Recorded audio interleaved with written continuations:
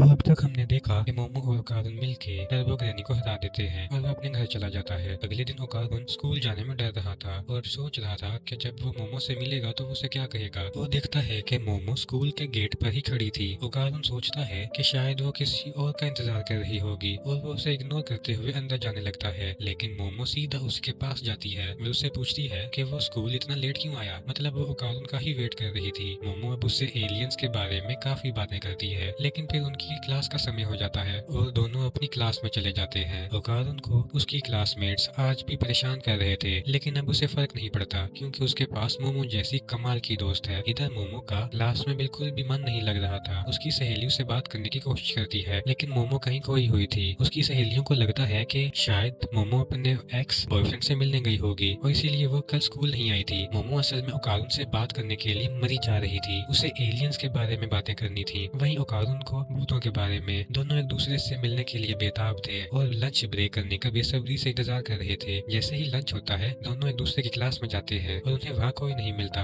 मोमो उसकी क्लास में पूछती है कि ओकारुन कहाँ पे है, लेकिन उसका असली नाम तो केन ताकाकुरा है जो मोमो कभी नहीं लेगी। इधर ओकारुन इतना धीरे मोमो के बारे में पूछता है कि किसी को उसकी आवाज ही सुनाई नहीं देती। जिसके बाद ओकारुन मोमो को ढूंढने के लिए कैफेटेरिया में जाता है, वहीं मोमो उसे ढूंढने के लिए स्कूल स्टोर में जाती है। इस तरह दोनों ही एक दूसरे को अलग जगहों पर खोजते रहते हैं और आखिर में हार मान कर एक बेंच पर बैठ जाते हैं। दोनों ही पास में बैठे थे, लेकिन उन्हें ये पता नहीं चलता। ओकारुन सोचता है कि मोमो उसे इग्नोर कर रही है। उसे पता चल गया होगा कि वो कितना बोरिंग लड़का है और वैसे भी मोमो के तो इतने सारे दोस्त हैं, तो वो उसे क्यों ही दोस्त बनाएगी। वहीं मोमो सोचती है कि ओकारुन उसे अवॉइड कर रहा है क्योंकि वो इतनी चिपकू है। काफी सोचने के बाद दोनों खड़े होते हैं और अपनी क्लास में जाने लगते हैं, लेकिन अनजाने में एक दूसरे से टकरा जाते हैं। अब इनकी गलतफहमी दूर होती है और इन्हें पता चलता है कि दोनों ही एक दूसरे को ढूंढ रहे थे, लेकिन इन्हें टकराते हुए मोमो की फ्रेंड्स देख लेती हैं और सोचने लगती है कि ये दोनों किस कर रहे थे। मोमो गुस्सा करके कहती है कि वो ऐसे लल्लू को कभी किस नहीं करेगी और ओकारुन भी कहता है कि वो ऐसी पागल लड़की को कभी किस नहीं करेगा। जिसके बाद दोनों आपस में ही लड़ने लगते हैं और एक दूसरे से कभी न बात करने का बोलकर यहाँ से चले जाते हैं। ओकारुन बाथरूम में जाकर सोचने लगता है कि उसे मोमो से लड़ना नहीं चाहिए था और वो उसे माफी मांग लेगा। तभी ओकारुन नीचे देखता है कि उसका ऑर्गन तो सही सलामत है, लेकिन उसके दोनों दूसरे ऑर्गन गायब थे।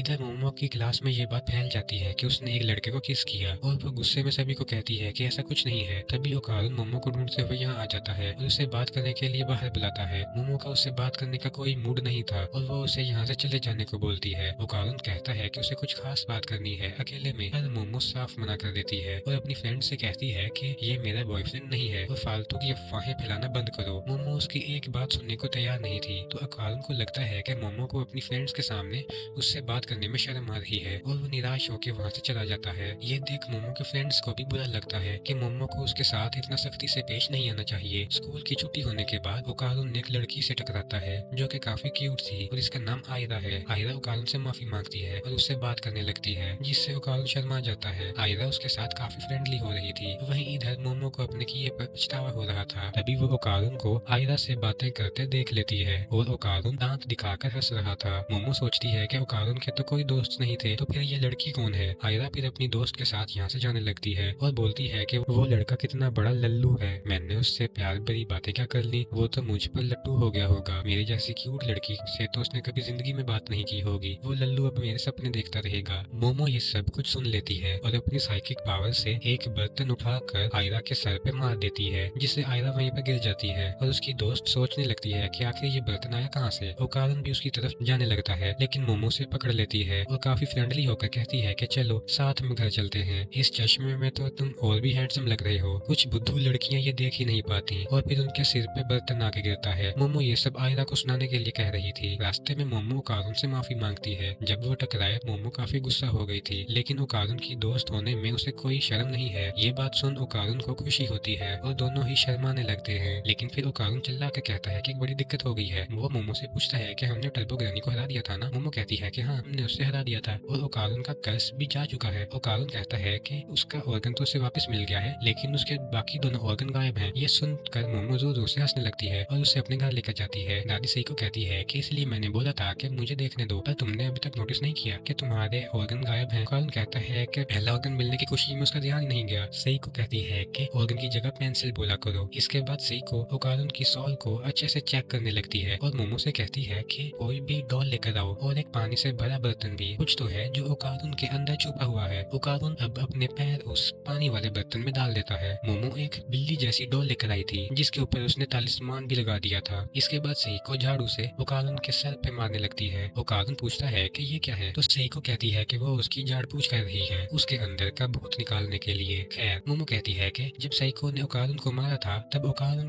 के ओरा का कलर बदल गया था। सेइको कहती है कि अब अगर ओरा कलर बदले तो उसे पकड़ के बाहर खींच लेना। मोमो पूछती है कि इंसान का ओरा बाहर खींच सकते हैं, जिस पर सेइको कहती है कि ओकारुन के अंदर किसी दूसरी चीज का ओरा है जो कि वो बाहर खींच पाएगी। सेइको अब फिर से ओकारुन के सर पे मारने लगती है और मोमो भी अब तैयार हो जाती है। जैसे ही वो ओकारुन को मारती है मोमो उसका ओरा पकड़कर बाहर खींच लेती है, लेकिन मोमो कहती है कि बाहर आते ही वो ओरा गायब हो गया है। तभी इनकी नजर उस डॉल पर जाती है जिसका तालिस्मान जल चुका था। अचानक ही उस डॉल के अंदर जान आ जाती है और वो कमरे से बाहर भाग जाती है। तीनों उसे घर के अंदर ढूंढने लगते हैं। फिर मोमो अपनी साइकिक पावर का यूज कर उसके ओरा को सेंस कर लेती है और फिर उस डॉल को पकड़ लेती है। वो डॉल चिल्लाते हुए कहती है कि मुझे जाने दो वरना मैं तुम तीनों को मार दूंगी। मोमो और ओकारुन को समझ नहीं आता कि ये कौन है। वो सेइको उन्हें बताती है कि ये असल में टर्बो ग्रैनी है। टर्बो ग्रैनी बताती है कि जब वो इनके बैरियर स्पेल में चल रही थी तब लास्ट मोमेंट पर वो ओकारुन के शरीर में घुस गई थी जिससे वो मरने से बच गई और वो उसके अंदर छुप कर अपनी पावर्स के लौटने का इंतजार कर रही थी। उसने सोचा था कि समय आने पर वो उन दोनों को मार देगी। वो उन्हें मारने की धमकी देती है लेकिन उस डॉल के अंदर वो बस एक छोटी सी बिल्ली लग रही थी और मोमो कहती है कि अब तुम हमारी कैद में हो और तुम हमारा कुछ नहीं उखाड़ सकती। ओकारुन अब उसे तालिस्मान दिखाकर डराता है और अपने ऑर्गन उसे वापस मांगता है, जिस पर टर्बो ग्रैनी बोलती है कि अगर मैं मर गई तो ओकारुन को उसके ऑर्गन कभी नहीं मिलेंगे, इसीलिए उसका पलड़ा भारी है। टर्बो अब ओकारुन से कहती है कि किचन से एक चाकू लेकर आओ और इन दोनों दादी पोती को मार डालो, तब मैं तुम्हारे ऑर्गन वापस कर दूंगी। उसके पास कोई और ऑप्शन नहीं है। ये सुन ओकारुन बहुत गुस्सा हो जाता है और फिर अचानक ही अपने टर्बो ग्रैनी वाले रूप में ट्रांसफॉर्म हो जाता है। मोमो को समझ नहीं आता कि टर्बो ग्रैनी तो ओकारुन के बाहर है तो फिर वो उसकी